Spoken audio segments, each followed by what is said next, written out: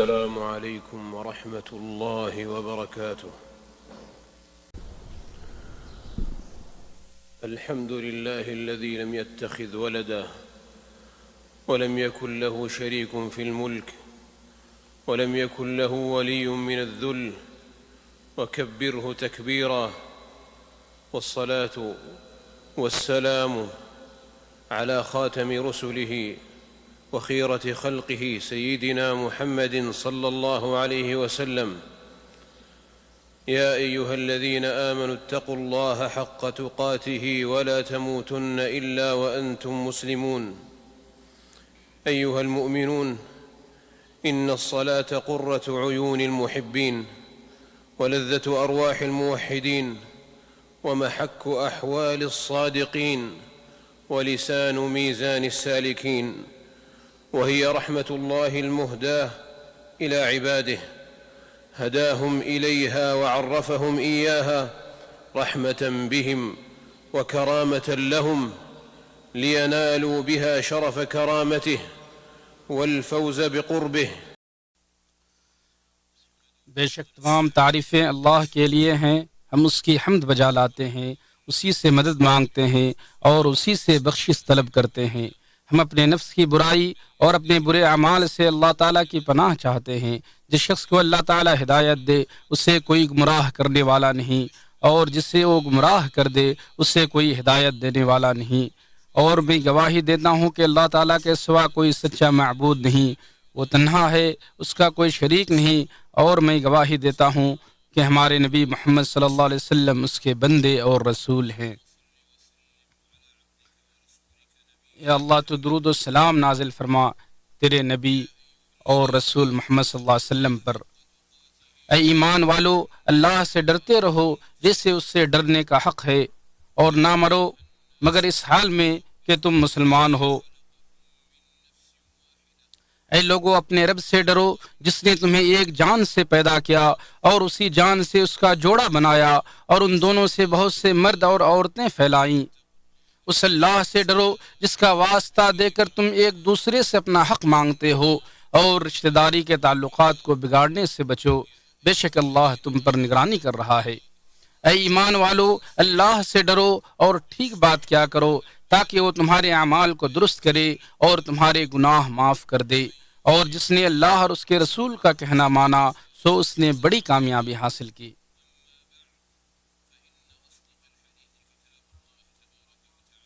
بے شک سب سے سچا کلام اللہ کی کتاب ہے، اور سب سے اچھا طریقہ محمد صلی اللہ علیہ وسلم کا طریقہ ہے۔ سب سے بری چیز دین میں ایجاد کردہ چیزیں ہیں، اور دین میں ہر نئی چیز بدعت ہے، ہر بدعت گمراہی ہے، اور ہر گمراہی جہنم تک لے جانے والی ہے۔ اے مومنو، آپ لوگ ماہ رجب کے آخری حصے میں ہیں جو خیر و برکت اور حرمت والا ہے۔ یہ مہینہ باقی خیر و برکت کے مہینوں کے لیے کنجی ہے، چنانچہ سال ایک درخت کی مانند ہے۔ اس میں پتیاں رجب کے مہینے میں آتی ہیں، اس کی شاخیں شعبان میں پھلتی پھولتی ہیں، اور اس کے پھلوں کے توڑنے کا وقت رمضان کا مہینہ ہے، اور یہ پھل اہل ایمان توڑتے ہیں۔ دل ایک باغ کی طرح ہے، اس کے پھل اسی وقت نما پا کر بڑے ہوں گے جب اس کی سینچائی صاف شفاف پانی سے کی جائے گی اور زمین کو صاف کیا جائے گا، اور دل کی سینچائی استغفار ہے اور اس کی صفائی توبہ ہے۔ چنانچہ جو شخص اپنے نامہ اعمال کو گناہوں کی علائشوں سے سیاہ کر چکا ہے، اسے چاہیے کہ وہ ان ایام میں توبہ و استغفار کے ذریعے اسے سفید کر لے، اور جو شخص سستی اور کاہلی میں اپنی عمر اب تک ضائع کر چکا ہے، اس کو چاہیے کہ باقی ماندہ عمر کو قیام اللیل اور دن میں روزہ رکھنے کے لیے غنیمت جانے، اور جو حرام سے بچ گیا وہ سب سے بڑا عبادت گزار ہے۔ لہذا قلب و جگر سے اپنے رب کی طرف متوجہ ہو جاؤ، توبہ کے ذریعے اس کی قربت حاصل کرو، اور اس کی طرف رجوع کر کے اس کا محبوب بندہ بن جاؤ۔ یہ کیسے ہو سکتا ہے کہ دل اس توبہ نصوح کی طرف آمادہ نہ ہو جو روشنیوں کا باغ ہے اور نیک کاروں کے لیے دلوں کی خوشی و مسرت ہے، اور دونوں جہانوں کے پالنہار نے توبہ کرنے والوں کو اپنا محبوب بتایا ہے۔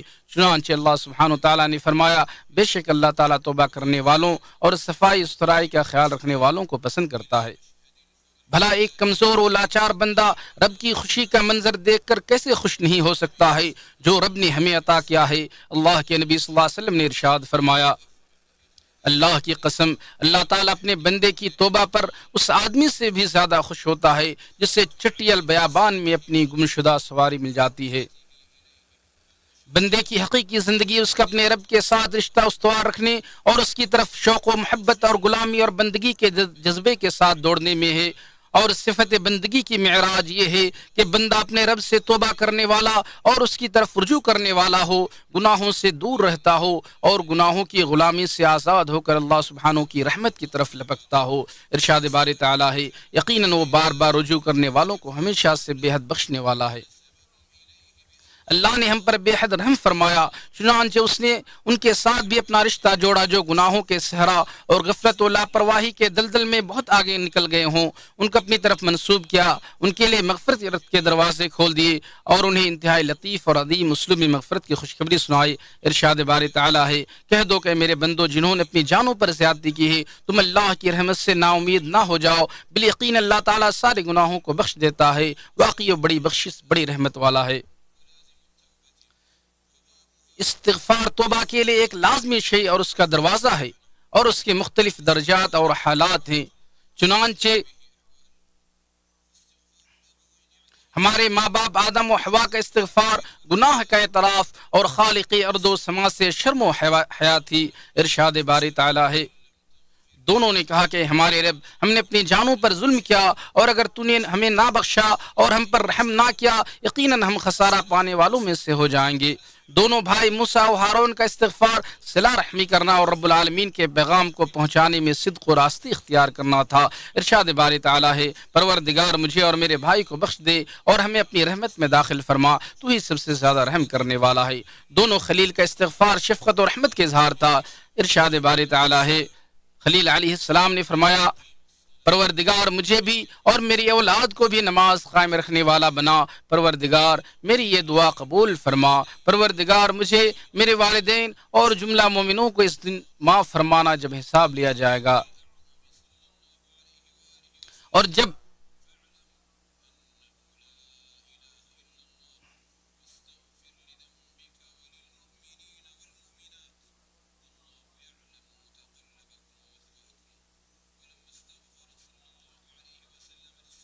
صدیقہ بنت صدیق عائشہ رضی اللہ عنہ کے لیے آپ صلی اللہ علیہ وسلم نے استغفار کیا تو یہ دعا فرمائی، اے اللہ تو عائشہ کے اگلے پچھلے پوشیدہ و علانیہ ہر طرح کے گناہوں کو بخش دے۔ جب اس دعا سے عائشہ رضی اللہ عنہ خوش ہوئی تو آپ نے فرمایا، قسم اللہ کی یہ دعا میں ہر نماز میں اپنی امت کے لیے کرتا ہوں۔ چنانچہ ہم میں سے ہر شخص کے لیے ہمارے نبی صلی اللہ علیہ وسلم نے دعا استغفار کی ہے، اور اللہ رب العالمین نے ارشاد فرمایا،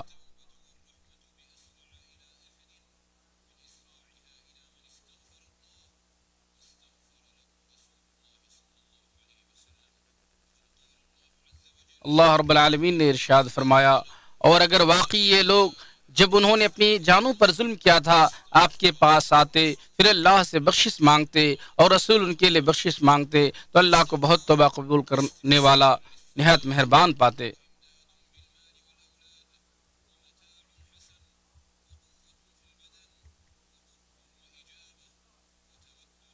استغفار آسمان سے بارش کے نزول کا ذریعہ، مال و اولاد میں برکت کا سبب، اچھے مال و متاع اور طاقتور جسم و بدن کا راز، اور رحمان و رحیم کے ساتھ دوستی اور محبت کا وسیلہ ہے۔ ارشاد باری تعالیٰ ہے، تو میں نے کہا اپنے رب سے معافی مانگ لو، یقیناً وہ ہمیشہ سے بہت معاف کرنے والا ہے۔ وہ تم پر آسمان سے خوب بارشیں برسائے گا اور تمہیں خوب پے در پہ مال اور اولاد میں ترقی دے گا، اور تمہیں باغات دے گا اور تمہارے لیے نہریں نکال دے گا۔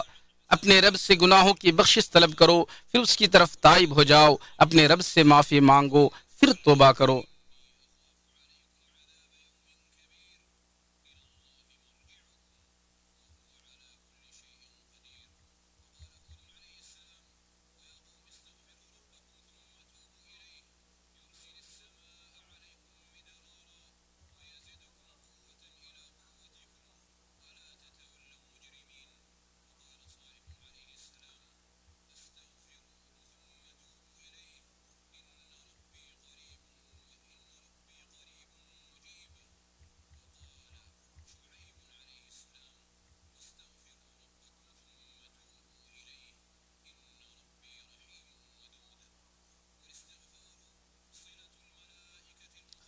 استغفار اللہ کے برگزیدہ مقرب فرشتوں کا اہل ایمان سے رشتہ جوڑنے کا ذریعہ ہے۔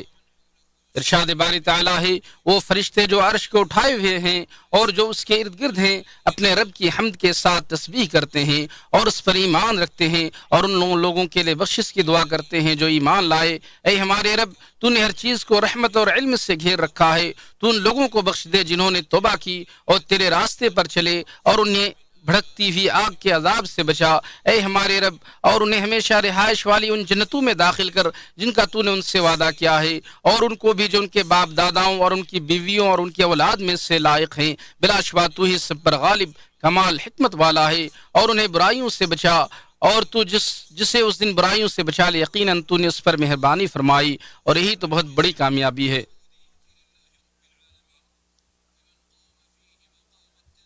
استغفار اپنے معبود اور پروردگار کی نعمتوں کے کفر و انکار کا اعتراف و اظہار ہے، اور رب العالمین کی بندگی کے حقوق کی ادائیگی میں کمی و کوتاہی کا اعلان ہے۔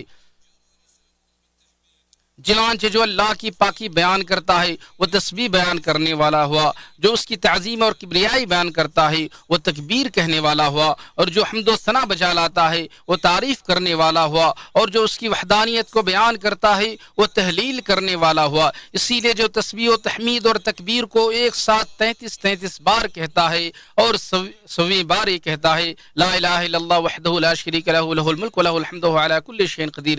اللہ کے علاوہ کوئی معبود برحق نہیں، وہ تنہا ہے، اس کا کوئی شریک نہیں، سارے بادشاہت اسی کی ہے، ہر طرح کی تعریف کا وہی سزاوار ہے اور وہ ہر چیز پر قادر ہے۔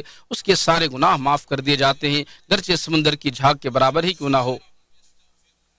جو شخص نماز پڑھ رہا ہوتا ہے وہ استغفار کر رہا ہوتا ہے۔ ارشاد باری تعالیٰ ہے، اور رات کے آخری حصے میں استغفار کرنے والے۔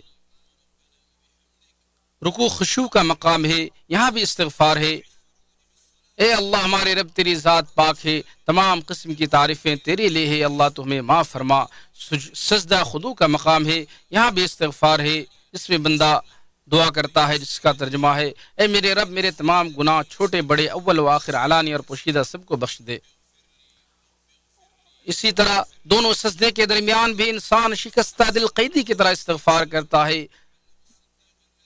بندہ دعا کرتا ہے جس کا ترجمہ یہ ہے اے میرے رب مجھے معاف فرما، اے میرے رب مجھے معاف فرما، اے میرے رب مجھے معاف فرما۔